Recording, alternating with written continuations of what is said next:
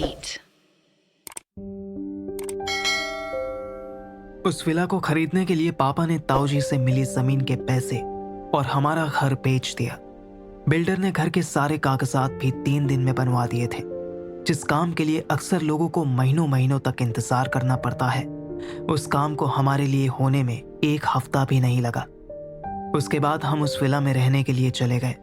मैं चाहता तो नहीं था, लेकिन फिर भी मुझे सबके साथ उस विला में रहने के लिए जाना ही पड़ा। दिया, तुझे क्या लगता है इधर सिर्फ हम ही रहते हैं ना? हाँ मम्मी, क्यों? तभी मम्मी ने दीदी को आंखों से इशारा करते हुए मेरे कमरे की तरफ देखने को कहा। दीदी ने मुझे अपने कमरे से बाहर आते हुए देखा। तभी दीदी समझ गई कि मम्मी मेरे साथ मजाक करना चाह रही थी। मम्मी, नहीं, मुझे तो लगता है कोई तो है जो हमारे बीच रहता है। बेटा, तो एकांश को ही पूछ लेते हैं ना, शायद उसे हमसे ज्यादा पता हो।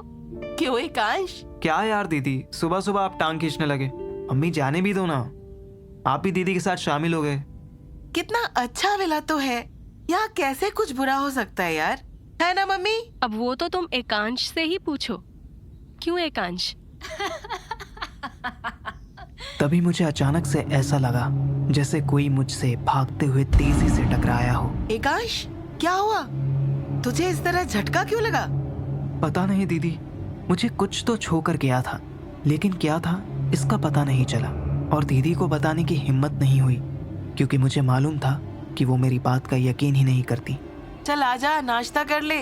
जैसे ही मैंने अपना पहला कदम बढ़ाया, मुझे एक और झटका लगा। मुझे लगता है एकांश, तेरी नींद पूरी नहीं हुई है। जा, कुछ देर सो जा। 1 हफ्ता विला में रहने के बाद, वो भी बिना किसी अनहोनी के, मुझे लगने लगा कि जो भी मेरे साथ हुआ था वो कोई वहम ही था। एक सुबह जब मैं नींद से उठकर अपने कमरे से बाहर आया, मैंने देखा पापा सोफे पे बैठे हुए काफी दुखी लग रहे थे। दीदी उनके पास गई। क्या हुआ पापा? कुछ दिनों से बड़े परेशान लग रहे हो, सब ठीक तो है ना? हाँ बेटा, नहीं कुछ नहीं हुआ।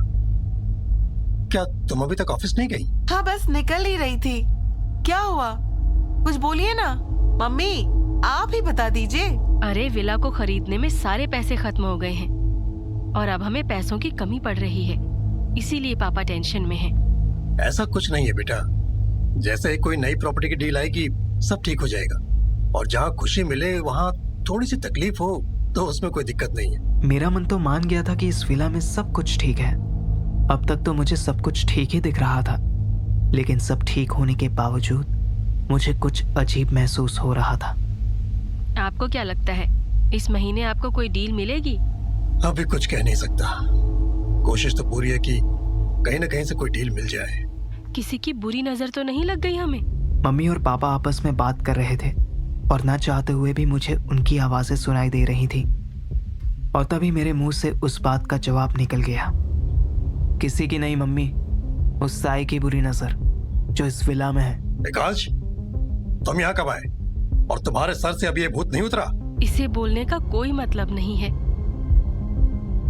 घर का राशन भी अब बहुत मुश्किल से हो पा रहा है। मियाँ भी इतना ज्यादा नहीं कमाते कि हमारी तकलीफ कम हो।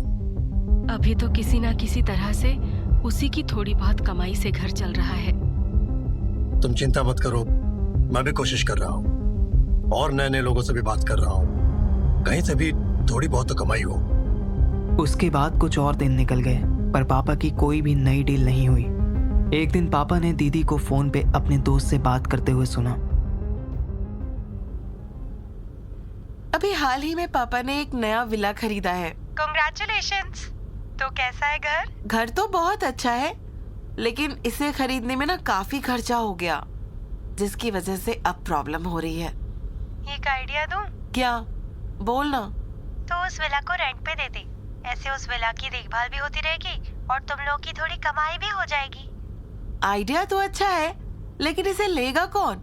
एक्चुअली मेरे कजिन ब्रदर की शादी है, हम सभी मेहमानों के लिए एक बड़ा सा घर देख रहे हैं 1 महीने के लिए, तो ये विला हमें रेंट पे क्यों नहीं दे देती? वाह, ये तो बहुत ही अच्छा आइडिया है।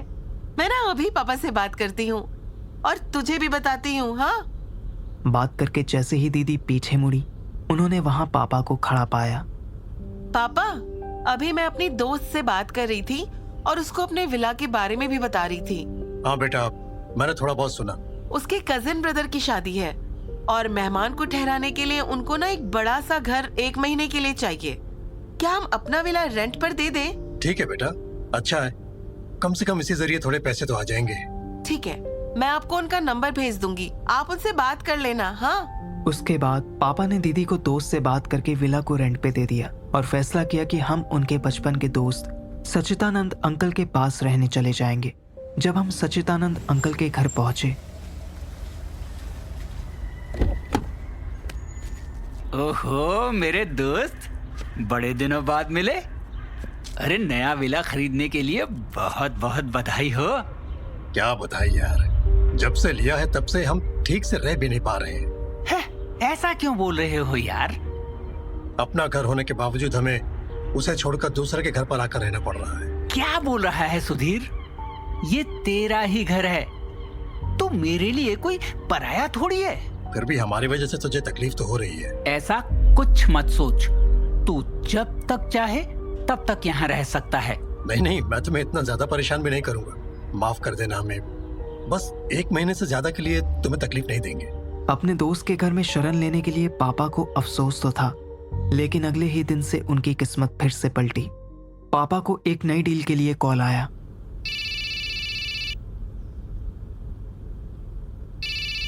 हेलो, हाँ जी, कौन? क्या मेरी बात सुधीर जी से हो रही है? जी हाँ। जी, मैं राजमोहन बात कर रहा हूँ। दार्जिलिंग में ही मेरा एक प्रोजेक्ट चल रहा है और इसके लिए ही मुझे 100 फ्लैट बेचने हैं उसके। जी सर, आप मुझे एड्रेस भेज दीजिए, मैं आज ही वहाँ जाकर देख लेता हूँ और बायर्स को दिखाना शुरू कर देता हूँ। ठीक है सुधीर जी, मैं आपको आज शाम को मिलता हूँ और आगे की बात वहीं करते हैं। ठीक है सर। उस कॉल के बाद पापा बहुत खुश हो गए और हर बार की तरह इस बार भी पापा मुझे मीटिंग के लिए लेके गए और उनकी ये डील भी फाइनल हो गई। और उस रात पापा ने अंकल के साथ मिलकर पार्टी की। अगले ही दिन पापा ने लोगों को फ्लैट्स दिखाना शुरू भी करवा दिया था। सब कुछ अच्छा चल रहा था, लेकिन 2 ही दिन बाद अचानक पापा को दीदी की दोस्त रोशनी का फोन आया। अंकल, सॉरी, हम यहाँ एक पल भी और नहीं रुक पाएंगे। हम यहाँ से जा रहे हैं। इतना बोलते ही रोशनी ने फोन काट दिया, लेकिन उनके साथ उन 2 दिनों में क्या हुआ था ये उन्होंने नहीं बताया। बाद में मालूम पड़ा कि रात को उनके साथ ऐसी घटनाएं घटी जिसके कारण उन्हें विला छोड़ के भागना पड़ा। ये बात विला में उनकी पहली रात की है। रोशनी और उनका परिवार सब आंगन में बैठे हुए थे। कितना सुंदर विला है ना। यहाँ से चांद तारे सब कितने अच्छे दिख रहे हैं और यहाँ कितनी शांति है। आसपास सिर्फ पेड़ होने के कारण कितनी ठंडक है। तभी पीछे की एक खिड़की धड़ाम से बंद हुई। सभी सोच में पड़ गए कि खिड़की बंद कैसे हुई, क्योंकि उस वक्त हवा बिल्कुल भी नहीं चल रही थी। लेकिन फिर सब ने उस बात को नज़रअंदाज कर दिया। ये किसी को नहीं मालूम था कि उस वक्त उस कमरे में रोहित फंस गया था। रोहित रोशनी का कजिन था जिसकी शादी होने वाली थी। हुआ यूं कि जब वो कमरे से बाहर आने के लिए निकल रहा था, तभी अचानक से दरवाज़ा बंद हो गया। ये अचानक दरवाजा बंद कैसे हो गया और ये खोल क्यों नहीं रहा है? शायद इसका लॉक खराब हो गया है। खिड़की से किसी को बुलाता हूँ। जैसे ही रोहित खिड़की के पास पहुंचा, अचानक खिड़की का दरवाजा भी बंद हो गया। अब ये खिड़की को क्या हुआ? ये भी खुल नहीं रही है। अरे कोई मुझे यहाँ से बाहर निकालो यार। कुछ देर तक रोहित मदद के लिए चिल्लाता रहा, पर कोई भी उसकी आवाज नहीं सुन पा रहा था। रोहित डर के मारे कमरे में इधर उधर देखता है। कमरे में एक बड़ा आईना दिखता है। रोहित को मिरर में कुछ हिलता हुआ नजर आता है। वो धीरे धीरे मिरर के पास जाता है। वो एक 6 फुट का आईना उस पे देखते ही देखते कोई उंगली से गेट आउट लिखता है। रोहित आईने को हाथ से पोंछने की कोशिश करता है, लेकिन वो जाता नहीं है। डर के मारे वो वहीं फ्रीज हो जाता है। अब आईने में उसके ठीक पीछे एक औरत दिखाई देती है। वो पीछे मुड़ के देखा तो वहाँ कोई नहीं होता। वो आत्मा एकदम से रोहित के पीछे आ जाती है और धीरे से उसके कान में बोलती है, निकल जाओ यहाँ से। इस विला में आके तुमने बहुत बड़ी गलती कर दी। कौन है? कौन है यहाँ? ये क्या मजाक है? इस विला से भाग जाओ, चले जाओ यहाँ से, चले जाओ, निकल जाओ। इतना सुनते ही रोहित की हालत ऐसी हो गई मानो जैसे उसने अपनी मौत ही देख ली हो। उसके हाथ पैर कांपने लगे और उसने जोर से दरवाज़ा खटखटाना शुरू कर दिया। जब उसकी मदद के लिए कोई नहीं आया तब वो खिड़की की तरफ भागा और फिर खिड़की को खटखटाना शुरू कर दिया। तभी खिड़की का कांच टूट गया और वो वहां से कूदकर तुरंत आंगन में भाग कर आया। वाह, मेरे कमरे में कोई है। मुझे वहां बहुत भयानक आवाज सुनाई दी।